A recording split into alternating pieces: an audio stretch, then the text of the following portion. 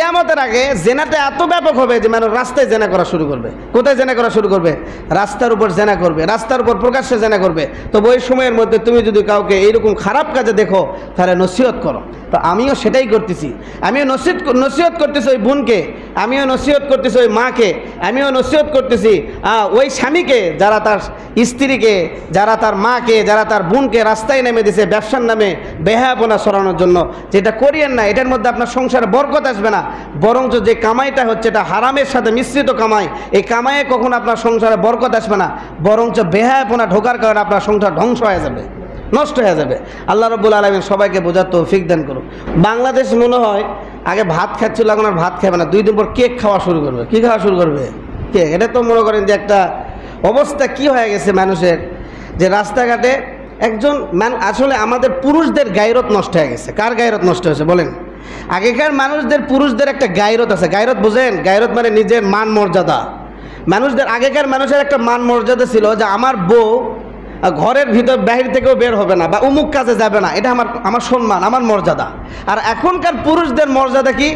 বউকে দিয়ে ব্যবসা করা। কত বড় গায়রতহীন আমরা! আগেকার পুরুষরাই ভালো ছিল, নিজের বিবিকে সম্মান করতো, মর্যাদা দিত। যেই কাজ আমি নিজে করতে পারি সেটা বিবিকে দিয়ে করাইতো না, যে না তোমার সম্মান নষ্ট হবে, তোমাকে ঘরের বাইরে যাওয়ার দরকার নেই। আর এখন আরও মজার চলে, মানে ভদ্রতা ফ্যামিলি। কেউ আবার এসি মাইক্রো নিয়ে আসে কেক বেচতেছে, অথচ তার টাকার অভাব নেই, তাকে কেক বেচে খেতে হবে না, তার স্বামী রোজগার করে, কিন্তু ফ্যাসিলিটি বলে আমি কিছু করে দেখাচ্ছি। তাহলে ওটা আমি মেয়েকে দোষ দিব না, দিব ওই স্বামীকে, যে গায়রতহীন, নির্লজ্জ, বেহায়া, যার কারণে সে নিজের বিবিকে রাস্তায় বের করছে ব্যবসা করানোর জন্য। এখন মানুষ যাচ্ছে ওখানে কেক নেওয়ার জন্য না, অধিকাংশ লোক যাচ্ছে মেয়েকে দেখার জন্য। ওই বেহায়া, বেপরদা, নির্লজ্জ নারী যে নিজের সন্তান, নিজের মেয়েকেও ব্যবসার মধ্যে ঢুকে বেপরদার সাথে মানুষের সামনে প্রকাশ্যে এই কেকের নামে বেহায়াপনা ছড়াচ্ছে, সে শুধু সমাজের জন্য কলঙ্কিত না, এই দেশের জন্য কলঙ্ক। এ দেশের জন্য কি? ভদ্র সমাজ, ভদ্র ফ্যামিলির জন্য কলঙ্ক। কারণ 2 দিন পরে এই ভাইরাসটা আমার ঘরেও ঢুকতে পারে, আমার বিবেও বলতে পারে আমার সুন্দর কেক বেশি, আমিও রাস্তায় যাই 12 মাইল দিয়ে দোকান দেবনি। মানুষ কী জন্য যাচ্ছে জানেন? কিছু কিছু মানুষ যাবে যে ও ভাই আপনার ভাবির হাতে তো রান্না অনেক সুন্দর, এটাও গায়রতহীন, এটাও একটা শরমের ব্যাপার। সে আপনার বিবির খাবার খেতে যাচ্ছে না, টেস্ট করতে যাচ্ছে যে আপনার বিবির তরকারির স্বাদ যদি এত সুন্দর হয় তাহলে আপনি বিবি কেমন সুন্দর। কারণ ওই জায়গায় আপনার মেয়ের বিবির কেক খেতে যাচ্ছে না, তারা আপনার বিবির হাতের বানানো কেক খেয়ে স্বাদ নিচ্ছে। এটা নির্লজ্জতা, এটা বেহায়াপনা, এটা জেনার একটা অংশ।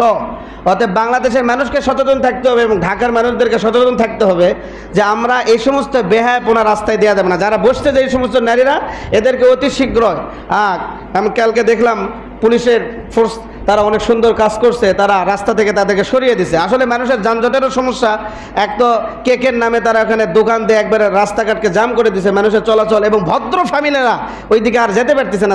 যাদের ফ্যামিলি ভদ্র তারা ওই রাস্তা দিয়ে চলাফেরা করতে পারতেছে না। এই জন্য পুলিশ ভাইয়েরা তাদেরকে সরিয়ে দিছে। এই জন্য আমরা তাদেরকে স্যালুট জানাই। আগামীতে যারা এরকম নির্লজ্জে বেহায়াপনা রাস্তায় সরাতে চাইবে তাদেরকেও আইনের, প্রশাসনের লোকেরা এরকমভাবে রাস্তা থেকে যেন সরিয়ে দেয়। এই জন্য তাদের কাছে আমরা অনুরোধ করব যাতে আমাদের বাংলাদেশটা বেহায়াপনা, নির্লজ্জ এবং জেনা থেকে মুক্ত থাকে। সবাই আমিন।